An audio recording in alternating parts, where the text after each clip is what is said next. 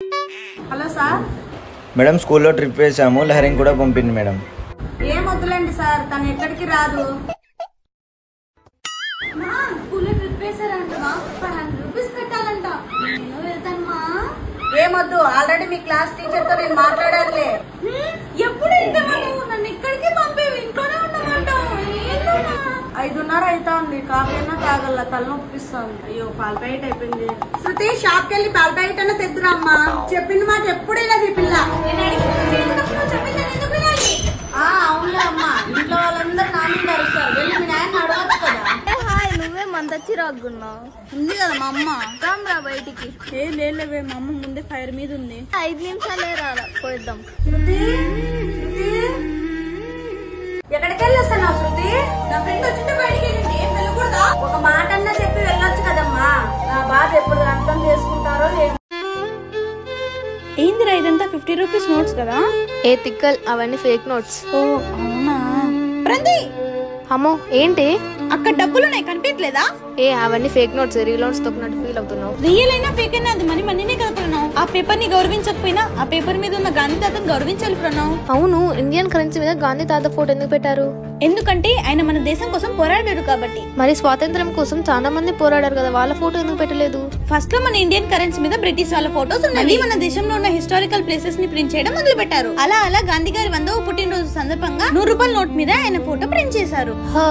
ముందు 100 రూపాయల నోట్ మీదే ఆయన బొమ్మ ఉండేది, కానీ 1996 తర్వాత మన ఇండియా ప్రతి కరెన్సీ మీద ఆయన ఫోటోని ప్రింట్ చేశారు. అంటే ఇండియన్ కరెన్సీ మీద ఆయన ఫోటో ఒకటి పెట్టాలని ఏమైనా రూల్ ఉందా? గాంధీ తాత ఫోటో పెట్టాలని ఏం రూల్ ఏం లేదు ప్రణవ్, నాకు తెలిసింది నీకు చెప్తా. సరేలే చెప్పు. అప్పట్లో ఉన్న గవర్నమెంట్ కరెన్సీ డిజైనర్స్ వాళ్ళు తీసుకున్న డెసిషన్ ని మనం ఇప్పటి వరకు పాటిస్తున్నాం. ఓ అవునా? ఏంది ప్రణవ్, తలనొప్పిస్తుంది, పోయి కాఫీ అన్న తీసుకురాపో. హో అవునా, ఉండు వెళ్ళి తెస్తా. తీసుకో. అబ్బా కాలుతోంది ప్రంతి. ఇట్లా పట్టుకో. చెయ్యి దూరలే ప్రంతి.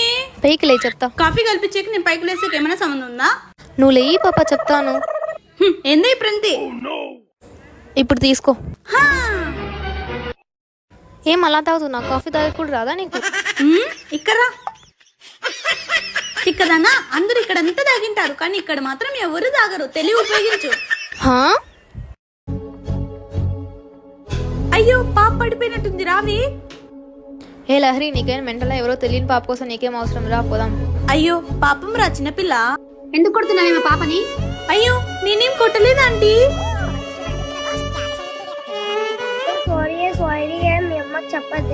తనేం కొట్టలేదు ఆంటీ, ఇంకా పడిపోయింది, లేపు మట్టి దులుపుతాను. చాలేమ్మా, మీరిద్దరు తోడు దొంగలు. కావాలంటే ఆ పిల్లని అడగండి ఆంటీ. రిషి, అక్క కొట్టిందా లేదంటే నువ్వు పడిపోయింటే లేపిందా? చూడమ్మా, చిన్నపిల్లలు ఎక్కడైనా అబద్ధాలు చెప్తారా? అబద్ధం చెప్తున్నది మేం కాదా అంటే మీ కూతురు. అయ్యో సారీ ఆంటీ. చాలేమ్మా, నేను కాబట్టి మాటలతో వదిలేస్తాను, అదే వేరే వాళ్ళ ఇంటే. రా ప్రణవ్ వెళ్దాం. ఏ లహరి, నీకేం మెంటలా? నువ్వు తప్పు చేయనప్పుడు ఆమెకు ఎందుకు సారీ చెప్పావు? వదిలే ప్రంతి. ఆమె అంతగా తిట్టా కూడా నీకు బాధ అనిపించలేదా? నాకు బాధగా ఉంది ప్రణవ్. నేను ఏడ్చి బాధపడినంత మాత్రాన నేను చేసింది తప్పు కాదని ఆమెకేమైనా తెలుస్తుందా? నాకు తెలుసు ప్రంతి నేనేంటో. ఏమ్మా, బుక్స్ కూడా ఓపెన్ చేయండి, టాపర్ అయిపోతున్నావు. నాకు చాలా భయంగా ఉంది ప్రంతి. ఎందుకు? మా పేరెంట్స్ నా మీద చాలా ఎక్స్పెక్టేషన్స్ పెట్టుకున్నారు, బట్ నేను అన్నింటిలోనూ ఫెయిల్యూరే. నాకు చాలా బాధగా ఉంది. అందుకే మా పేరెంట్స్ ఎక్స్పెక్టేషన్స్ ని నేను నిజం చేయాలనుకుంటున్నాను. అయ్యో దానికి ఇంకా టైం ఉంది కదా లహరి. ఫస్ట్ మన 10th క్లాస్ అయిపోయి అంతవరకు ఫ్రెండ్స్ తో బాగా ఎంజాయ్ చేయి. ఫ్రెండ్స్ అనేది మన లైఫ్ లో జస్ట్ ఒక పార్ట్. ఎవరు ఎప్పుడు మనతో కలిసి రారు. Just focus on your work and your studies. నువ్వు చెప్పేది కూడా నిజమే లహరి, కానీ ఇప్పుడు మన ఫ్రెండ్స్ సడన్ గా అవాయిడ్ చేసి వాళ్ళు ఫీల్ అవుతారు కదా. అందుకే నువ్వు ఫస్ట్ నీ ఎమోషన్స్ ని, నీ ఫీలింగ్స్ ని కంట్రోల్ చేసుకోవాలి. అప్పుడే నువ్వు నీ గోల్ పైన ఫోకస్ చేయగలవు. ఇప్పుడు మనం చదువుకోకుండా బాగా ఎంజాయ్ చేస్తే ఫ్యూచర్ లో మనమే చాలా బాధపడుతూ ఉన్నావు. నువ్వు అనుకున్న సాధించగలవని నీకు నమ్మకం ఉందా? మైండ్ లో రెండే రన్ అవుతుంది, గెలవాలి లేదా ఓడిపోవాలి. గెలిస్తే ఎంతమందికి సమాధానం చెప్పాలో, ఓడిపోయినా కూడా మనం అంతే మందికి సమాధానం చెప్పాలి. ఒకరు సఫర్ అవుతారని మనం పట్టించుకుంటే లైఫ్ లాంగ్ మనం సఫర్ కావాల్సి ఉంటుంది ప్రంతి. మన పని మనం చేసుకుంటూ వెళ్ళాలి, ఆ తర్వాత డిసిషన్ మన చేతిలో లేదు ప్రంతి. అవును లహరి, నువ్వు చెప్పిన నేను రియలైజ్ అయ్యాను. ఇద్దరం కలిసి చదువుకుందాం.